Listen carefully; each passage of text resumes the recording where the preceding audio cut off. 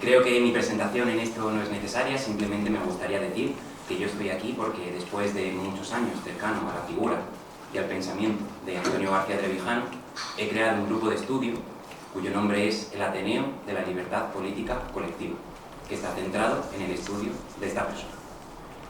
En la conferencia de hoy, que va a tener una duración superior a la anterior, vamos a hablar principalmente de tres temas en torno a esta figura.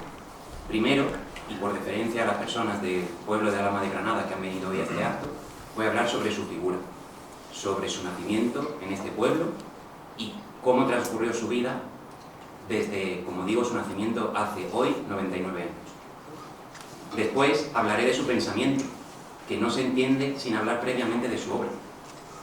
Y después hablaré sobre su legado político, de acción e intelectual, que tampoco se entiende sin su obra. Les animo a que todas las preguntas que tengan me las formulen. Voy a dejar un tiempo bastante generoso para hablar de lo que ustedes quieran, puesto que, de la misma manera, en el Ateneo de la Libertad Política Colectiva, yo me vi completamente incapaz de crear una estructura con profesores y alumnos, tampoco yo soy capaz de decir qué temas de la obra de García Trevijano deberían interesarle a ustedes o no. Serán ustedes los que lo digan, yo daré unas pinceladas y empezaremos. Bien, hoy también tenemos otra efeméride, y es que hoy, hace exactamente 9 décadas, comenzó en España la Guerra Civil. Esa Guerra Civil no comenzó aquí en Alhama de Granada, sino en el norte de África, cuando parte del ejército de la República, liderados por una serie de generales, de los cuales el que finalmente se hizo con el liderazgo político de ese alzamiento fue Francisco Franco, se alzaron contra el gobierno de la República. En una guerra posterior, de 3 años de duración, salió un régimen autoritario que duró en España hasta el año 75. Y nuestra historia de hoy, la historia de Antonio García Trevijano, no tiene sentido si la empezásemos el día de su nacimiento. Vamos a empezarla un día de lo que luego se llamó la transición. Antonio García Trevijano, en esa época, luego veremos cómo, se había convertido en el líder principal de la oposición al franquismo. Eso le valió estar en la cárcel de Carabanchel, hoy cerrada. Cuando él sale, se reúne con los representantes de las principales fuerzas políticas opuestas al franquismo, Comisiones Obreras, el Partido Comunista, y el tema que tratan es la acción decisiva que van a llevar a cabo para derribar a ese régimen de poder. Antonio García Trevijano propone una huelga general. Los delegados de Comisiones Obreras, después de muchos años de sufrimiento en la clandestinidad, de prisión, de represión del franquismo, de torturas, dice: esa situación es muy grave.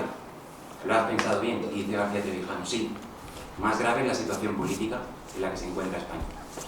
En ese momento toma la palabra el delegado del Partido Comunista y dice una frase que García Trevijano dijo que define completamente la época de la transición española. Dice: no podemos hacer una huelga general. Dicen: ¿por qué? Dice: porque imagínate que triunfamos. ¿Qué hacemos? García Trevijano dice que esta época resume el espíritu de la transición. Unas fuerzas políticas que después de 40 años de haber perdido a muchos compañeros, de haber sufrido la opresión del franquismo, no querían el poder del Estado que Franco había ostentado desde la Guerra Civil. Querían pactar con los que estaban dentro de ese Estado. No querían constituir un nuevo sistema político. Querían un franquismo del que ellos formasen parte. Por eso, España, hoy en día, no es un régimen político democrático. Y García Trevijano se dio cuenta de que lo que había faltado en España no era solamente, que también, una constitución democrática. Lo que había faltado era la libertad política colectiva. Un concepto tremendamente complejo a nivel intelectual, pero que lo podemos resumir de una manera muy sencilla. La condición que se tiene que dar en una sociedad organizada políticamente para que esa sociedad pueda escoger, sin ninguna autoridad por encima de ella, su forma de gobierno y su forma de Estado. Eso es lo que estaban rechazando los representantes del Partido Comunista, Comisiones Obreras y del resto de miembros de la oposición al franquismo. Pero, como digo, empezaremos por el principio. Antonio García Trevijano no nació aquí, en Alhama de Granada, en el año 1927, hace hoy, como digo, 99 años. Su familia pertenecía al mundo del derecho. En toda su familia, sus abuelos maternos, paternos, está realmente toda su trayectoria profesional y política. Una de sus abuelas, que es muy curioso, tenía una empresa de exportación de frutos secos a los países escandinavos, lo cual para la época bastante poco habitual. Su abuelo había sido compositor musical. Su otro abuelo y su padre habían trabajado en diversos cargos de la administración pública. Su abuelo, por ejemplo, había sido diputado por Cortes, por la diputación de aquí de Alhama de Granada, y muy cercano al partido liberal de Mateo Sagasta. El padre de Antonio García Trevijano era registrador de la propiedad y por lo tanto tuvo que desplazarse mucho por la provincia de Granada y por Andalucía. García Trevijano tenía una memoria prodigiosa. Eso, los que habéis visto conferencias suyas lo sabéis, porque nunca se presentaba con nada escrito, siempre lo decía todo de memoria. Sacó unas oposiciones en muy poco tiempo, un gran estudioso, una erudición muy grande. Bien. Esa memoria prodigiosa, hoy en día, nos da mucha información sobre su vida familiar, porque ya está publicada. Él recordaba la proclamación de la Segunda República, aquí en Alhama de Granada. Recordaba un ambiente de fiesta que había sido interrumpido por unos gritos de dolor grandes. Eso se debía a que las personas más acomodadas de aquí de Alhama de Granada habían soltado unas realas de galgos para que persiguiesen a los gatos por las calles del pueblo y comenzasen un caos muy grande que acabase con ese júbilo por la proclamación de la Segunda República. Lo siguiente que recuerda García Trevijano, ya de la Guerra Civil, es la famosa maniobra de Queipo de Llano, general sublevado, que para tomar rápidamente el control de Andalucía llevó a cabo una campaña en la cual quería dar un gran golpe de efecto. En lugar de dividir sus efectivos entre todos los pueblos, cogió un gran contingente que él fue paseando por toda la provincia. De esa manera daba la sensación de que los sublevados tenían mucha más fuerza. Eso lo recordaba García Trevijano, pasar grandes filas de personas. Bien, él decía que esto le impactó mucho. También el final de la Segunda Guerra Mundial, que él lo siguió ya con bastante conciencia política. El caso es que García Trevijano, también motivado por su trayectoria familiar, se decide a estudiar Derecho. Comienza a estudiar en la Universidad de Granada, como muy joven, con muy pocos años. Para esa época, contaba él, ya había hecho algún acto político. Decía que el primer acto político que había llevado a cabo había sido tirarle un cubo de basura a unos falangistas mientras cantaban el Cara al Sol en el patio de su instituto, el Instituto Padre Suárez de Granada, que a día de hoy sigue en el mismo sitio en el que estáis, se puede ir. En todo caso, él durante la carrera de Derecho ya empezó a gustarle mucho el derecho romano, empezó a generar una gran erudición, pero sobre todo cuando terminó la carrera de Derecho entró en contacto con los primeros padrinos políticos que él iba a tener en el futuro, que son principalmente dos. El catedrático de Derecho Mercantil de aquel entonces, que le firmó un documento que le autorizaba para ir a Madrid a buscar a un preparador de oposiciones para opositar a la cátedra de Derecho Mercantil. García Trevijano le hizo caso, llegó y le dijeron: tú eres un gran profesor de Derecho Mercantil, el que había probado a dar clase durante un año, pero no vas a sacar la oposición. Y dice: ¿por qué? Dice: porque hay 10 por delante de ti en antigüedad y tú no lo vas a sacar. Y dijo García Trevijano: entonces, si el mundo del derecho, el mundo universitario, no se rige por los conocimientos, sino por la antigüedad, a mí ese mundo no me interesa. Yo soy joven, me dedicaré a otra cosa. En este momento, su padre le habían diagnosticado un cáncer terminal. Y su padre siempre le había dicho que a él le había dado mucho orgullo tener un hijo que fuese notario. Por lo tanto, García Trevijano decide preparar las oposiciones a notario. Y las saca en muy poco tiempo, él decía, para satisfacer la ambición de su padre, a quien él quería mucho, también republicano. En esta época conoce a otro catedrático de latín de la Universidad de Granada, Antonio Fontán, también muy joven. En esta época, a diferencia de hoy, los catedráticos de universidad eran muy jóvenes, había mucho menos personal universitario, y la guerra civil había acabado con muchos de ellos, desgraciadamente, sobre todo los republicanos. Antonio García Trevijano, ya notario, y Antonio Fontán traban una gran amistad. Y Antonio Fontán un día le dice: vente a esta conferencia que se va a celebrar aquí en Granada porque quiero que conozcas a alguien. Esa persona a la que conoce Antonio García Trevijano es Rafael Calvo Soler. En ese momento, una persona importante dentro del régimen franquista, de alineación política demócrata cristiana, pero que con palabras muy hábilmente escogidas le dio a entender a todos los que estaban presentes, y eso le dice García Trevijano, que el franquismo no era un bloque homogéneo, sino que había muchas familias políticas, que en esa dictadura no se podía dedicar cualquiera a la política, pero que los que se dedicaban a ella tenía las mismas pugnas que vemos hoy en día, lo que pasa es que mucho más secretas.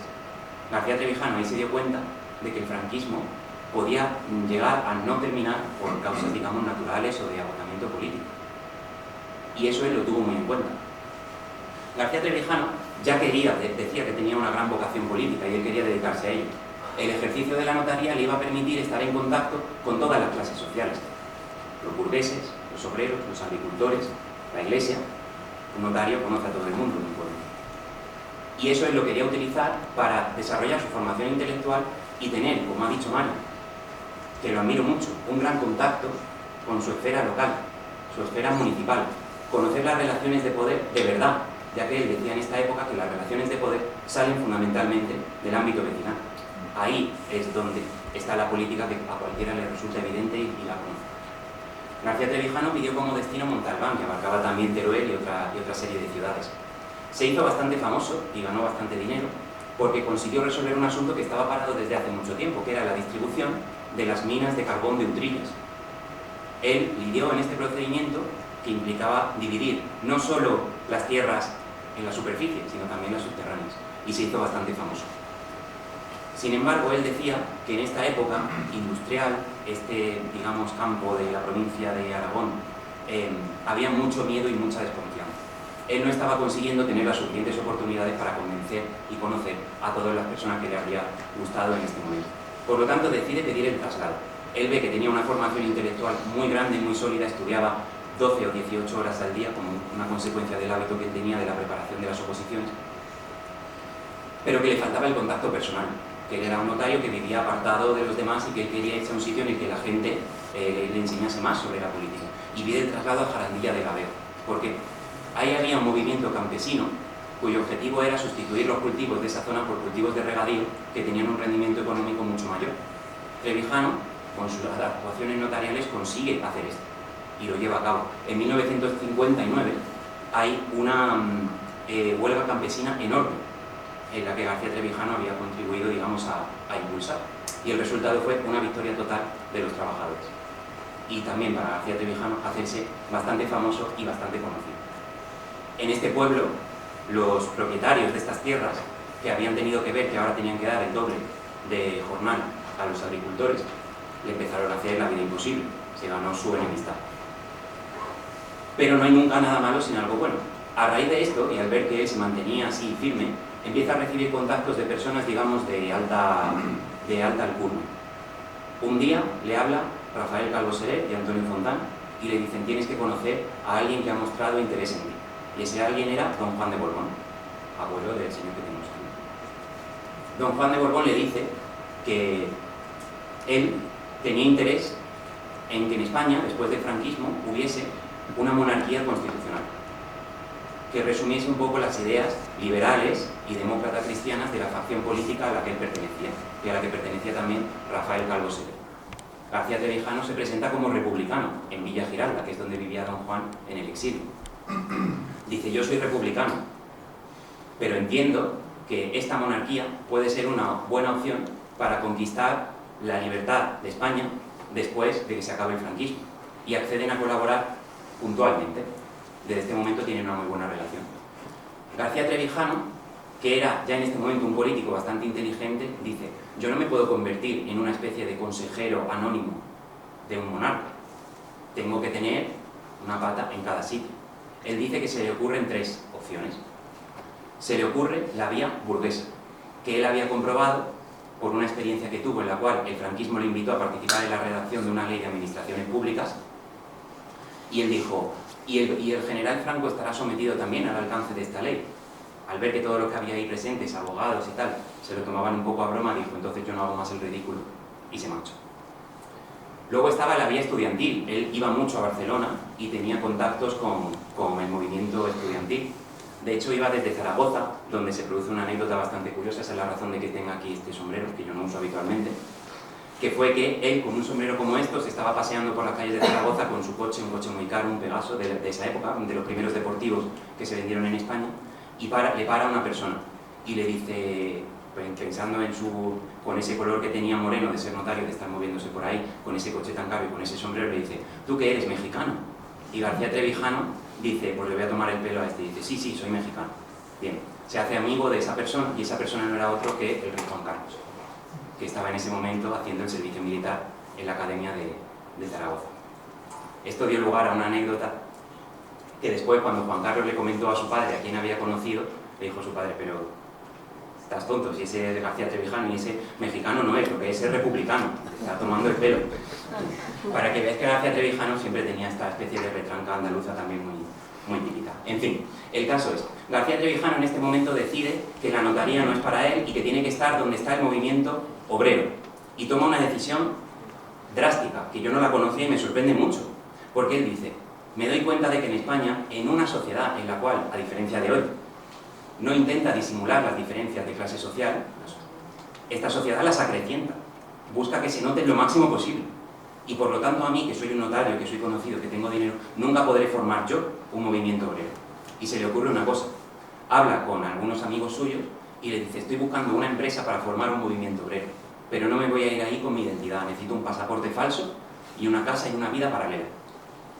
Se la consigue y García Trevijano decide infiltrarse en la SEAT de Barcelona para formar allí un movimiento obrero independiente.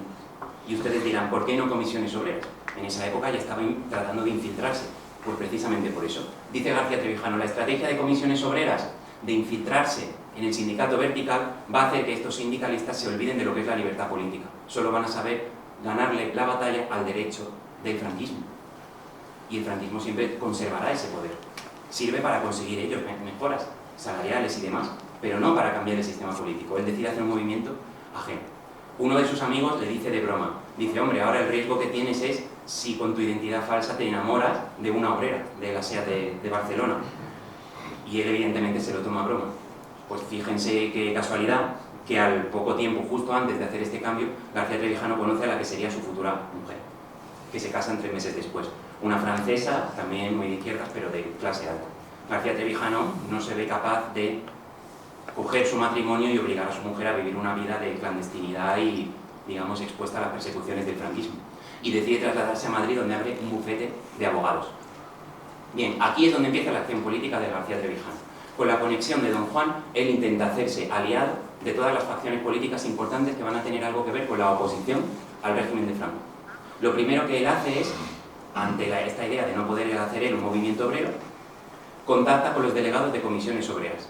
Les ofrece una fábrica de la que él es representante para hacer el primer Congreso Nacional de Comisiones Obreras. Se organiza ahí en secreto y fue un éxito, aunque después la policía, siguiendo esas pistas, logró detener a algunos de los delegados de comisiones obreras. También García Trevijano toma una decisión.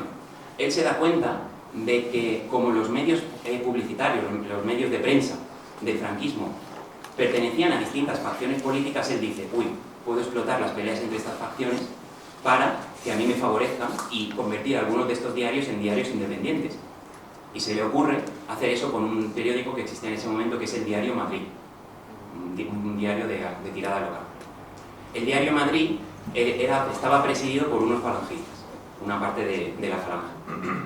Pero él convence a Rafael Calvo Soler y Antonio Fontán, los que habían sido sus amigos, para hacer una operación económica en la cual Rafael Calvo Soler pone un gran dinero, Antonio Fontán se hace presidente, redactor jefe del Diario Madrid, y García Trevijano les lidera políticamente, digamos, en la sombra, por decirlo así. Publica algunos artículos y demás. Esto lo hacen. Dejamos aquí esta conexión que será muy importante para luego y continúo con lo que les quería decir. García Trevijano también en esta época va haciendo contactos a través de Don Juan, que ya se conocen en persona. Se le ocurre que para que la opción dinástica de Don Juan de hacer una monarquía presidencialista o constitucional tenga éxito, tienen que estar de acuerdo con el ejército. Y, utilizando unos contactos bastante hábiles, utiliza una excusa. En esa época Franco está de cacería, como era muy habitual. Le da un golpe de calor, que tiene mucho que ver con la conferencia anterior. Le da un golpe de calor y se desmaya. Le trasladan rápidamente al hospital. Imaginaos, todos nerviosos, diciendo, como este se nos muera, ¿qué hacemos? No había ley de sucesión en esa época, se sabía que España iba a ser una monarquía, pero nada más. García Trevijano habla con el jefe de defensa de Franco y le dice, tengo un plan, lo he escrito, tú ahora lo firmas y en caso de que fallezca Franco, está todo atado y bien atado, por decirlo así, anticipándonos un poco a esa expresión. ¿En qué consistía ese plan? que un avión tenía que salir de Madrid inmediatamente a recoger a don Juan, que don Juan presidiese el entierro hipotético de Franco y que a los pocos meses se hiciese un referéndum para hacer una nueva constitución y tal y cual. Es decir, era una manera como de decorarse. Engañó a los generales franquistas porque dijeron, uy, fíjate qué gran servicio quiere hacer, que nos ha redactado este plan para salvarnos de esto. Lo firman rápido y corriendo y con eso ya se queda eso allí para, en el caso de que ocurra eso, sacar eso adelante. Y García Trevijano, con el gobierno de Carrero Blanco, sabe que si pasa el fallecimiento de Franco durante ese gobierno, va a poder sacar eso adelante. Él empieza a establecer este tipo de conexiones. También, a través de distintos representantes, conoce a todos los partidos políticos que estaban en el exilio, fundamentalmente a Santiago Carrillo, el Partido Comunista. Bien, aquí han ocurrido muchas cosas y hay un tema espinoso del que quiero hablar, que es la independencia de Guinea Ecuatorial. En el año 1968, el pueblo guineano, colonia de España, vota en un referéndum que quiere ser independiente. Se abre un plazo de un año en el cual se dice que al final de ese año va a haber una constitución para un pueblo guineano independiente, una república independiente de Guinea Ecuatorial.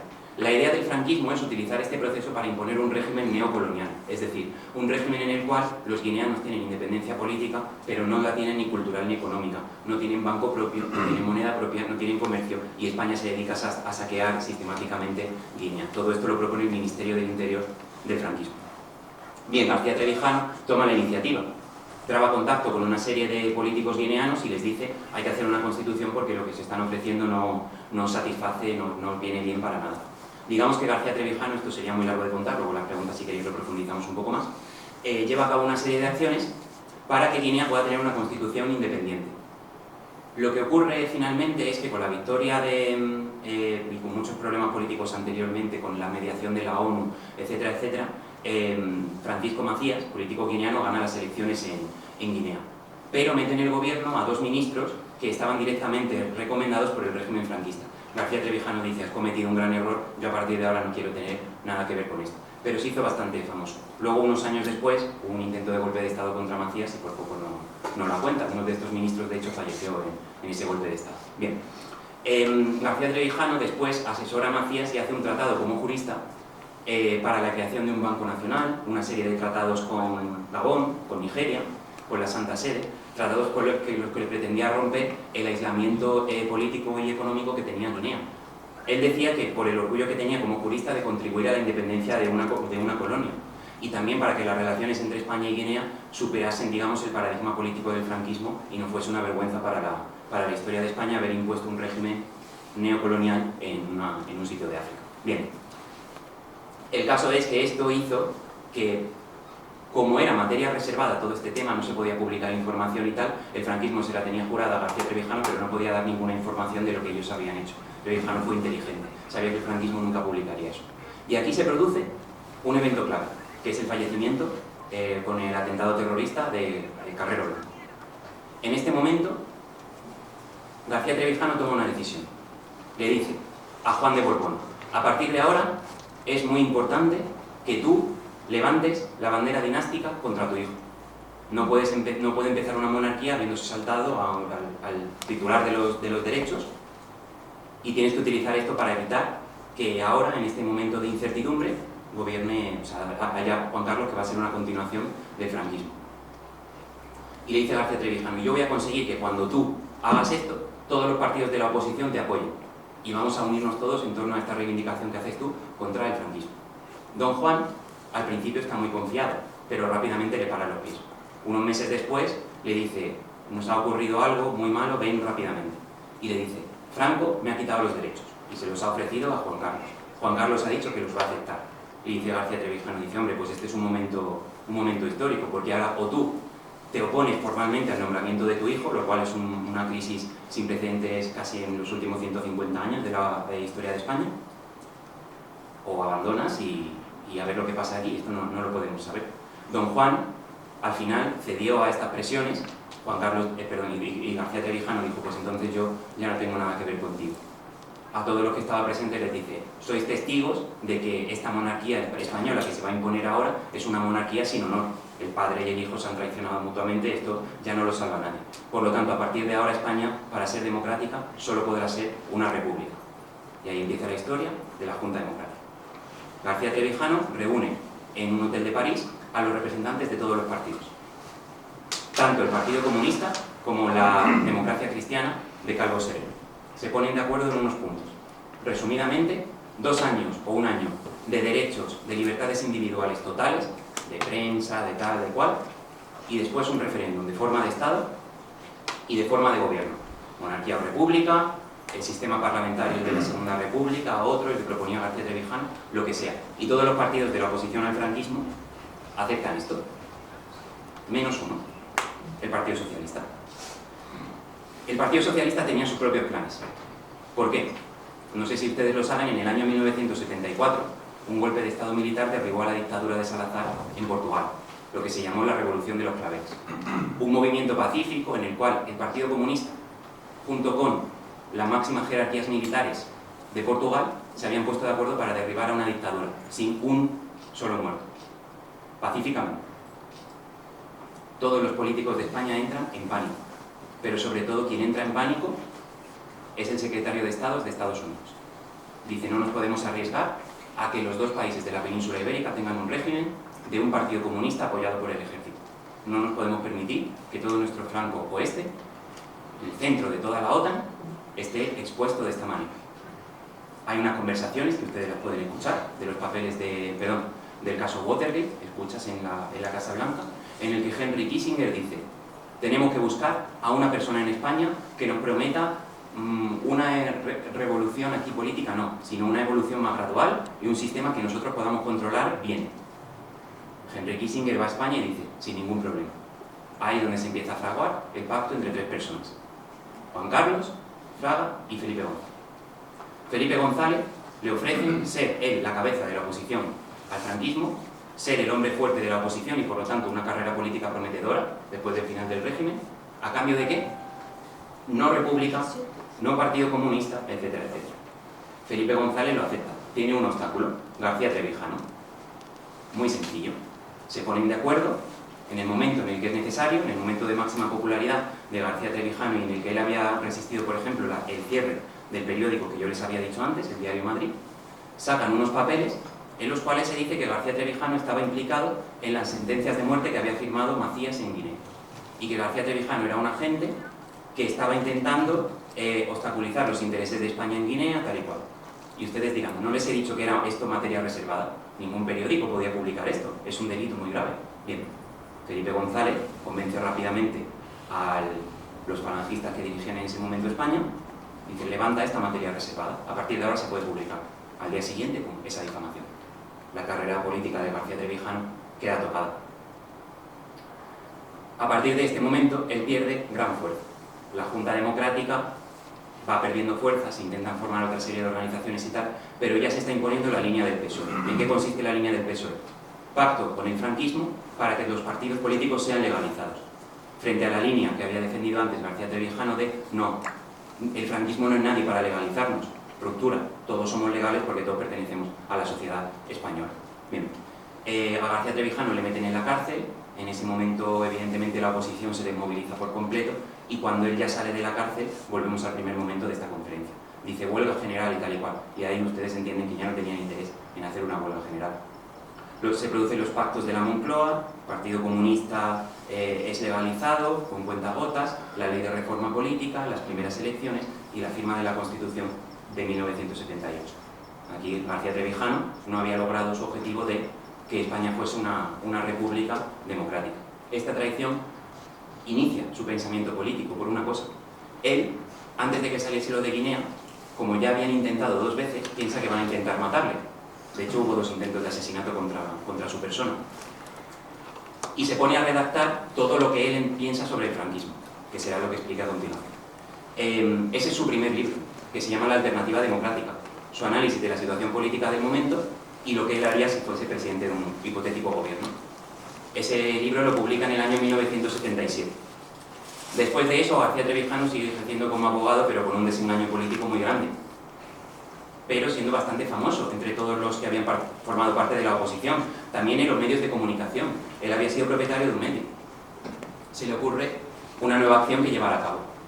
Dice, ya no tengo oportunidades dentro de esta oligarquía política que se ha formado, pero puedo intentar, como hice con el franquismo, que dure lo menos posible. ¿Cómo lo hago? Bien, tengo que conseguir que el periódico de mayor tirada nacional sea contrario a la Constitución. En ese momento era El País. Y dice, ¿cómo lo hago? Dice, pues tengo que comprar el diario El País. ¿Cómo lo va a comprar? Está loco, no tiene tanto dinero. Bueno, se le ocurre un plan. Se pone de acuerdo con varios accionistas del país y le dice, vosotros, yo os doy dinero en efectivo para que compréis acciones, esas acciones están a vuestro nombre, con la condición de que no podéis revelar que he sido yo quien las ha comprado y que cuando yo tenga el 51% del país, vosotros vais a serme fieles y yo voy a dirigir el periódico y voy a imponer la línea que yo quiero. De esto, evidentemente, se entera el gobierno, ya en ese momento el del Partido Socialista, de Felipe González, movilizan grandes sumas de dinero para que esto no se pueda llevar a cabo. Pero aquí ya vemos un elemento claro, la idea de que, fracasada la vía política de García Trevijano durante la propia transición, él confía en la vía mediática, poner a los grandes medios de comunicación de España en contra del régimen del 78, en contra de la Constitución. A lo largo de los años 80, él no vuelve a realizar grandes acciones políticas, salvo quizá financiar la campaña del Partido Comunista contra la entrada en la OTAN, que lo financia dándole, creo que eran como... 16 millones. ¿Qué? 16 millones. Gracias. 16 millones de pesetas al secretario del Partido Comunista para que haga la campaña por el no. Pierde. Saben ustedes que en un procedimiento electoral muy marcado porque fue la primera vez que se utilizaron datos, digamos, telemáticos, informáticos y demás, en fin. García Trevijano sigue con su intención de construir un frente común opuesto al gobierno de Felipe González y a la Constitución. Por eso él en los años 90 pasa de nuevo a la acción. Forma la Asociación de Escritores y Periodistas Independientes, la EPI. A esta asociación se juntan, se asocian intelectuales y miembros de la prensa de los más famosos de ese momento, opuestos al Felipe González y al grupo Prisa. De hecho, el propio Felipe González consideró que esto constituía un intento de golpe de Estado contra él para instaurar una república en España que presidiese García Trevijano. Y empezó una guerra mediática bastante sucia. El caso es, García Trevijano durante este momento empieza a publicar obras. Publica en el año 1993 El discurso de la República, un libro en el que acusa a los partidos políticos de ese momento de estar deseosos de pactar con partidos nacionalistas y de ser traidores a lo que él llama el hecho nacional de España. En el año 1996 publica Frente a la gran mentira, en el que él define por primera vez qué es una democracia, sobre todo con la intención de explicar que España no lo es. García Trevijano en este momento tiene una segunda fase de bastante protagonismo. Dirige prácticamente todo lo que se publica en contra de Felipe González y tiene una importancia grande como hombre, digamos, de miembro de esta élite mediática en España. ¿Cuál es el problema? Cuando se produce la victoria del PP de Aznar, a García Trevijano ya no es útil para esa asociación. Todos le dan la espalda. Ya no es Felipe González, ya es Aznar quien realiza esta jugada para volver a quitar a García Trevijano de la actualidad política. A raíz de esto, él publica Pasiones de servidumbre, un libro en el que dice, después de la victoria de Aznar por mayoría absoluta, dice: estamos en el momento en el que la sociedad española está en su máximo punto de corrupción. Nunca el régimen del 78 ha estado tan legitimado, da la sensación de que hay ese intercambio, ese turnismo de los partidos políticos que también ha funcionado en la historia de España, lo digo con ironía, evidentemente, funciona bien para la clase política, pero no para el pueblo. Y la sociedad española está empezando a mostrar que ya ha asumido toda la corrupción del sistema como propia. Y eso a él le apena bastante. En ese momento se produce el principio de la última etapa política de García Trevijano. Un conjunto de seguidores suyos que habían estudiado su figura, habían leído los libros, le conocían en persona y tal, hablan con él y le dicen: oye, usted ya no está publicando en ningún artículo, en ningún periódico, tal y cual, ¿por qué no publica en internet? Y le abren una página web para que él publique allí sus artículos, a lo cual responde con unas cartas diciendo: acepto el reto, voy a crear un nuevo movimiento político centrado en internet. Y ese es el comienzo del MCRC, el Movimiento de Ciudadanos hacia la República Constitucional, a principios de los 2000. García Trevijano desarrolla una actividad intelectual muy intensa en esa época. Él se va a tener que someter a una operación de corazón, que él piensa que es muy probable que no supere. Por eso dice que va a escribir su gran libro, su última obra, su obra maestra, antes de la operación. Se pasa 6 meses aislado, casi en contacto solo con las personas que publicaban en su página web. A los 6 meses publica Teoría pura de la República, que es su obra maestra más famosa.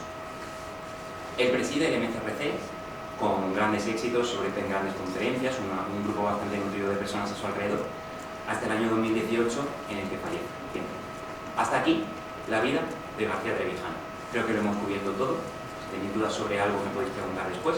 Ahora de lo que voy a hablar va a ser de su filosofía. Es decir, una persona que ha vivido esto, que ha estudiado tanto, que ha tenido esta presencia tanto en la clase política, mediática, intelectual de España, ¿qué pensamiento tiene? Bien, quiero resumirlo en muy pocos minutos porque en este aspecto el pensamiento de García Trevijano es muy amplio, él habló sobre muchas cosas, pero lo que voy a decir es lo siguiente. García Trevijano se da cuenta de que la mayoría de definiciones de democracia, que ustedes verán si le preguntan a algún conocido, incluso a ustedes mismos, tienen mucho que ver con cosas que no representan el espíritu de la democracia, la finalidad de la democracia.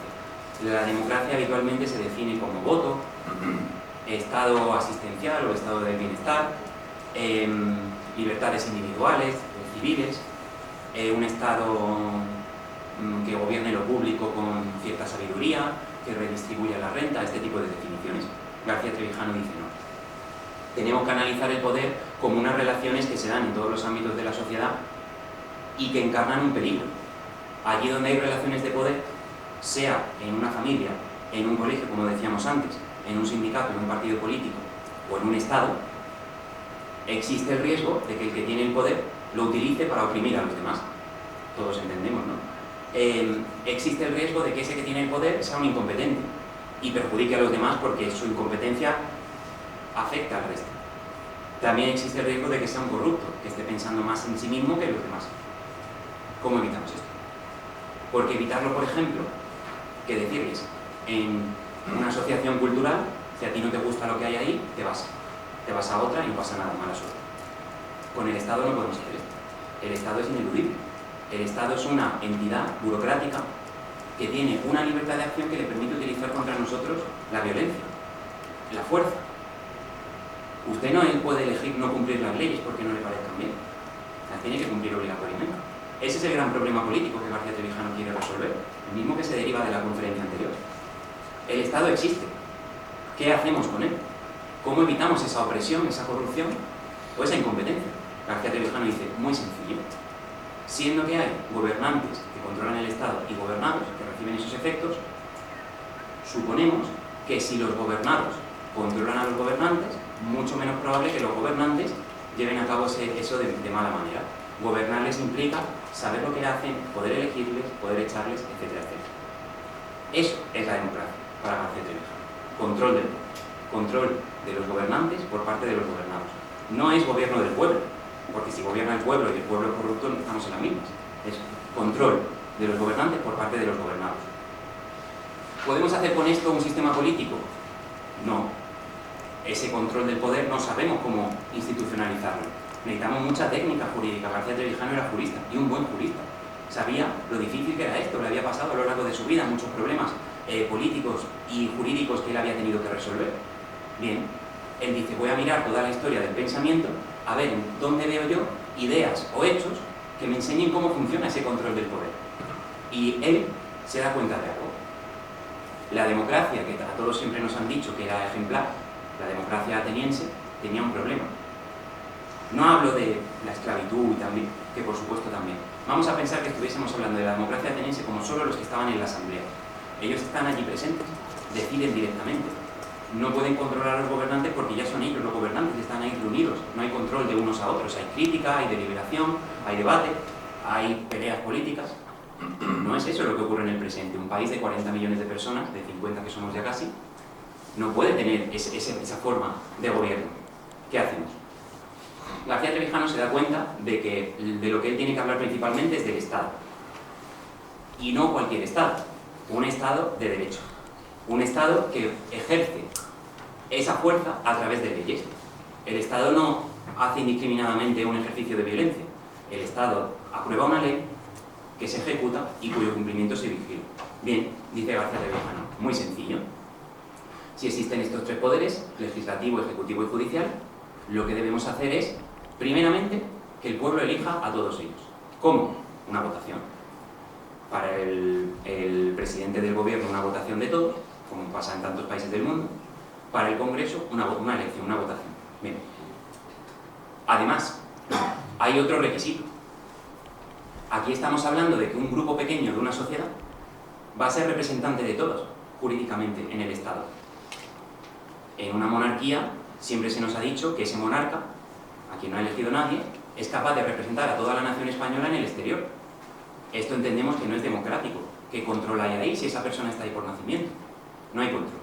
Debemos elegirlo entre todos. Bien, podemos aceptar que si se elige de la manera correcta, la elección de un presidente del gobierno, bien, de acuerdo, puede ser democrático, pero la aprobación de las leyes es mucho más complicado. No podemos elegir a una persona para que esa persona elegirle, principalmente porque nadie sabe legislar sobre todo. Principalmente porque cada ley es una resolución de un conflicto de intereses.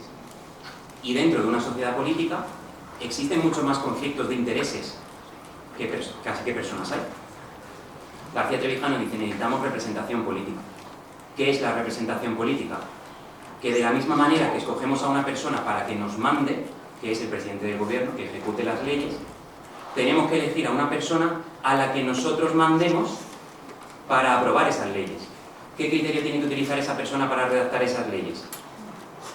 Redactarlas y aprobarlas o no, votar a favor o en contra, en función de los intereses de las personas que les han elegido. Evidentemente, es muy difícil que una persona haga eso cuando quien le ha elegido es un partido político. Es decir, si usted está en la lista por Alhama de Granada, por cualquiera de los partidos que hay aquí, ¿qué méritos ha tenido que hacer usted para estar en esa lista? Pues caerle en gracia a la persona que las haga, tan sencillo como eso.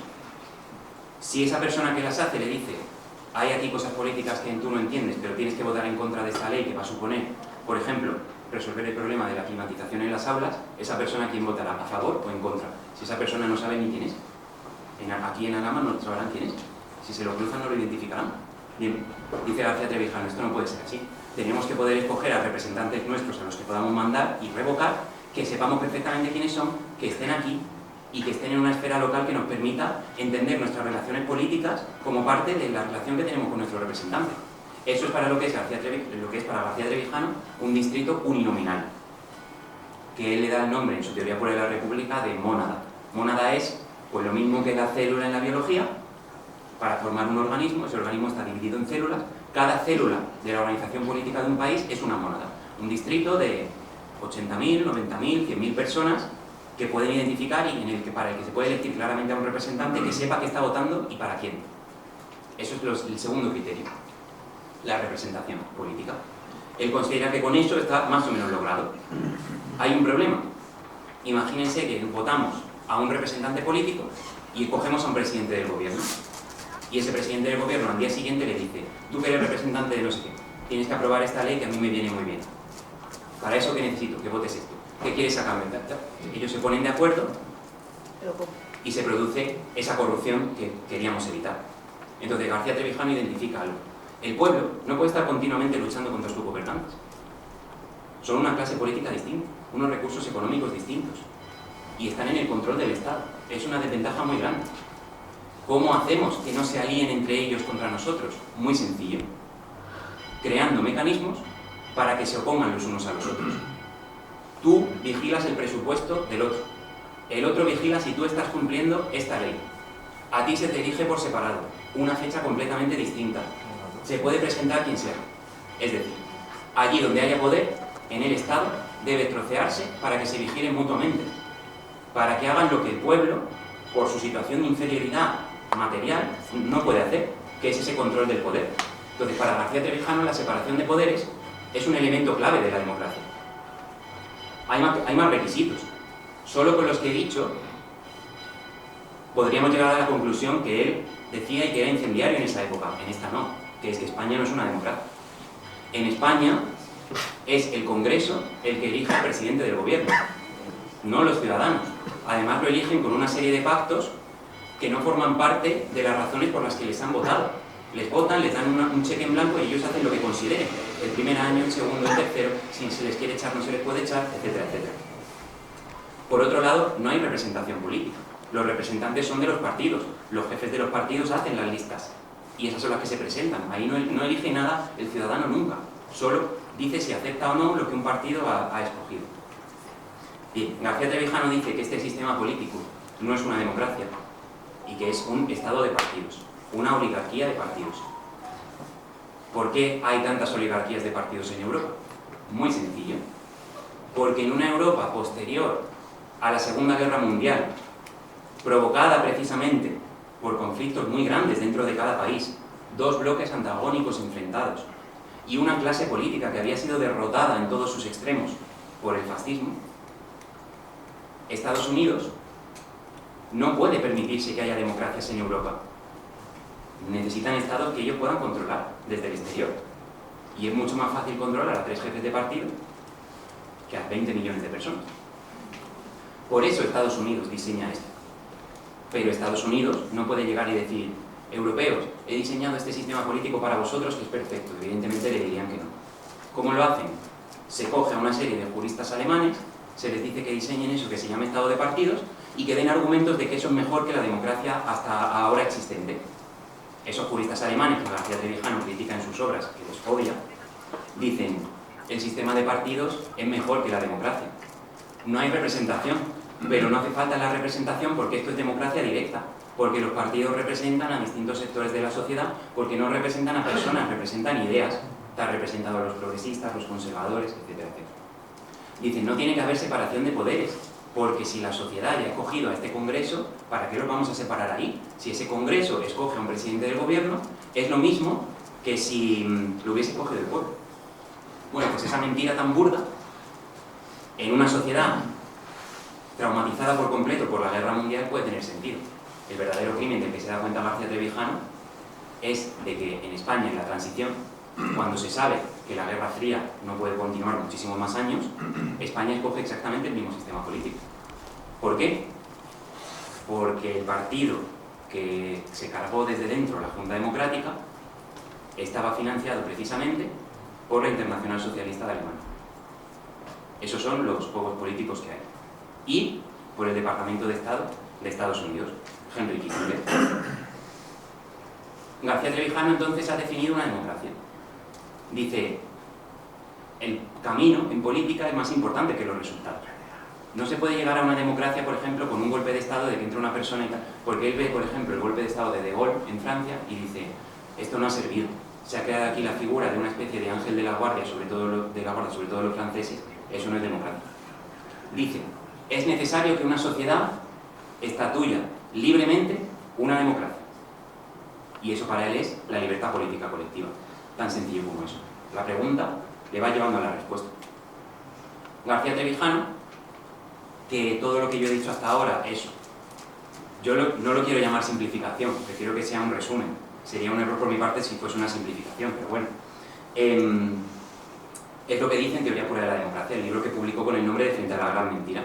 Y él dice: una democracia, con toda la definición que yo he dado, que tiene que haber un gobierno que sea responsable, un gobierno que sea de las leyes, un gobierno constitucional de las leyes, y un gobierno que pueda ser representativo.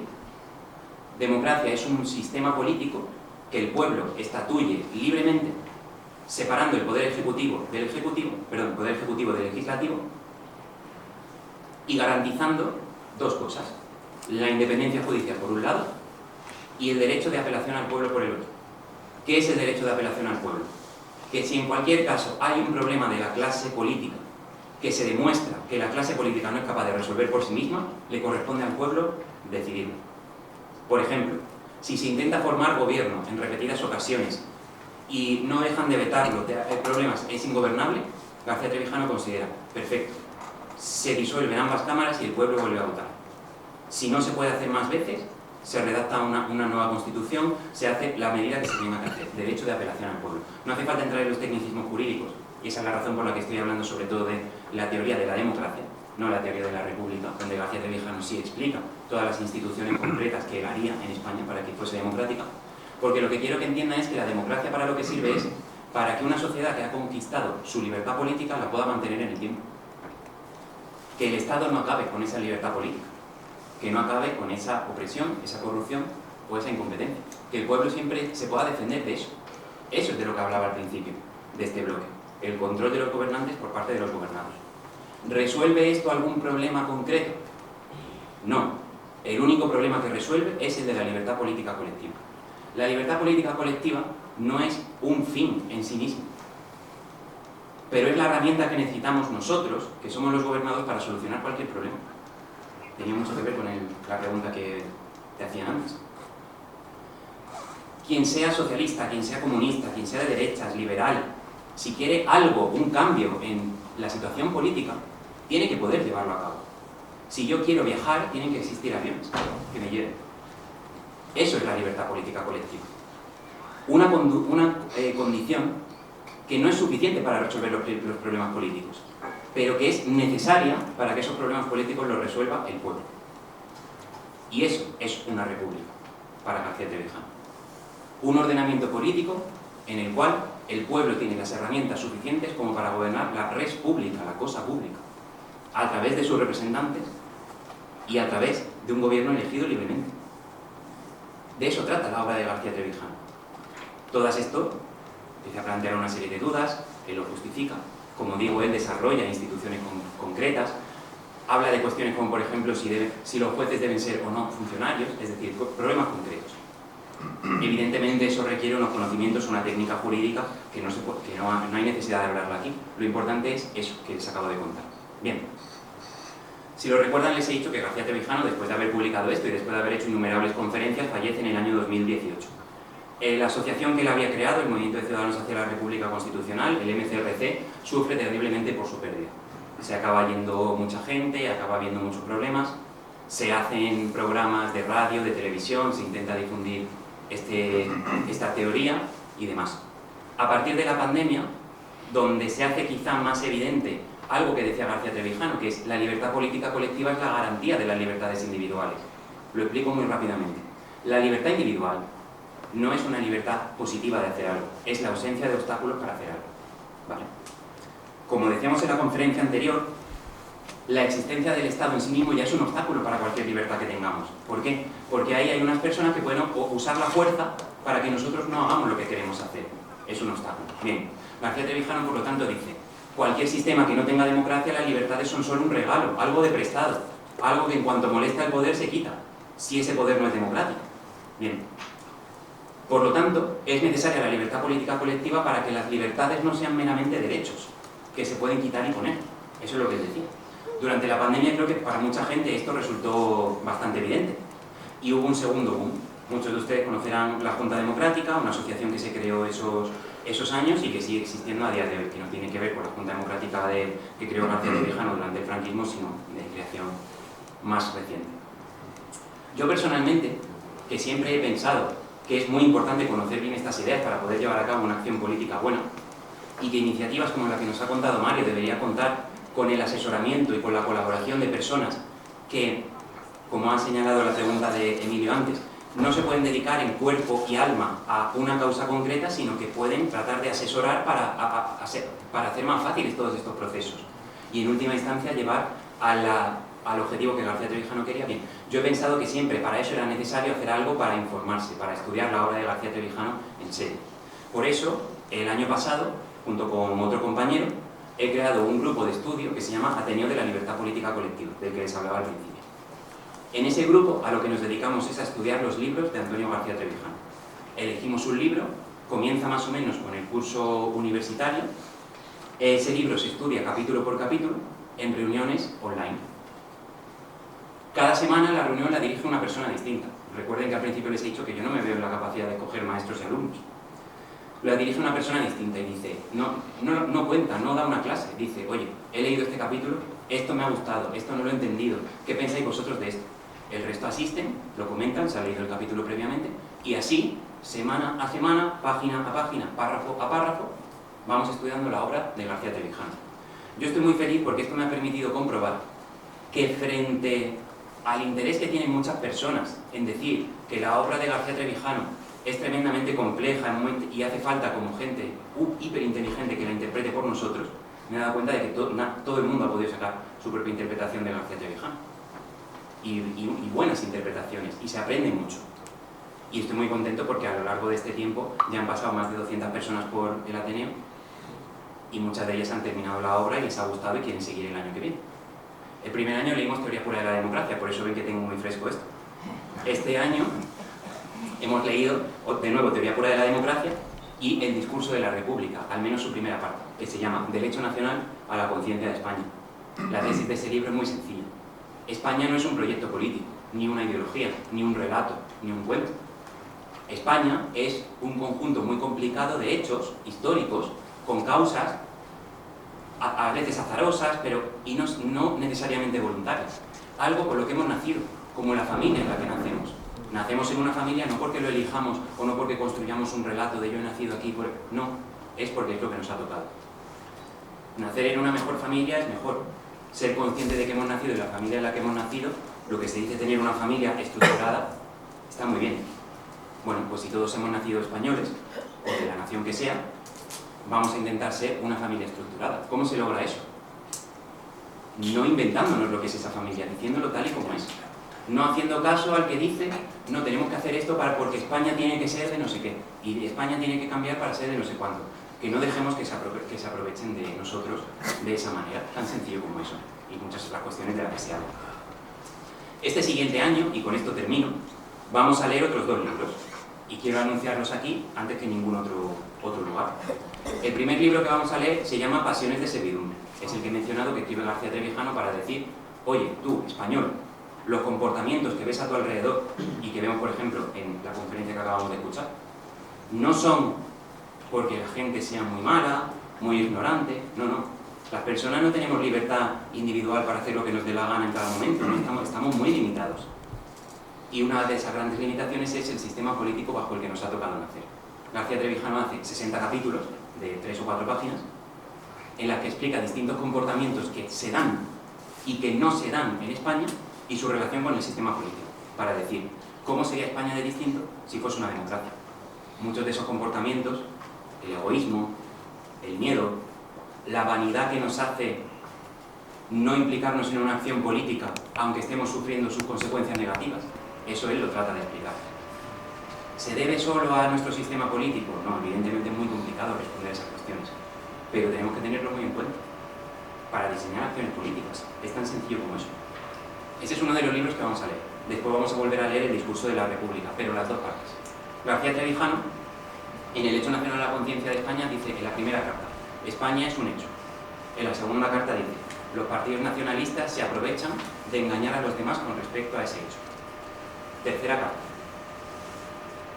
los partidos nacionalistas saben más de política que los propios partidos nacionales.